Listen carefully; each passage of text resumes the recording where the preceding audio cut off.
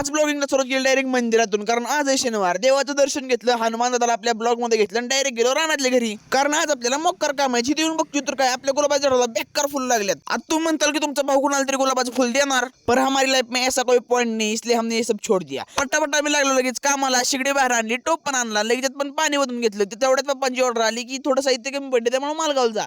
गाडी स्टार्ट मारून गुळीगच सुटलो. जाता आता शंभे भेटला, शंभ्याला पण आपल्या गाडीवर लिफ्ट दिली, डायरेक्ट पोहोचलो मालगाव मध्ये. दुकानातलं साहित्य दिसते पण आपल्याला एवढंच साहित्य घ्यायचंय बरं का. तिथं सगळं साहित्य घेतलं, आपण डायरेक्ट रस्त्याला लागलो. निसर्गाचा आस्वाद घेत घेत आपण डायरेक्ट घरी पोहोचलो. हे येऊन बघतोय तर काय पप्पांनी रवा भाजा टाकला होता आणि तेवढ्यात संपली ऍपची टाकी. आता म्हणलं माझं गाडीवरचं राऊंड चालू झालं. त्यात बारके आज रुसलो होतं, त्यामुळे व्हिडिओ देत नव्हता. त्याला व्हिडिओ मध्ये घेतला ना आपण. गुळीगत गेलो आणि गुळीगत परत एकदा माघारी आलो. इथं आल्या पप्पांनी मला हाफ मटरची एक केस दिली, कारण ह्या पप्पाचा हाफ मटर होता. लगेच पटाक दिसत हाफ मटर करून टाकला.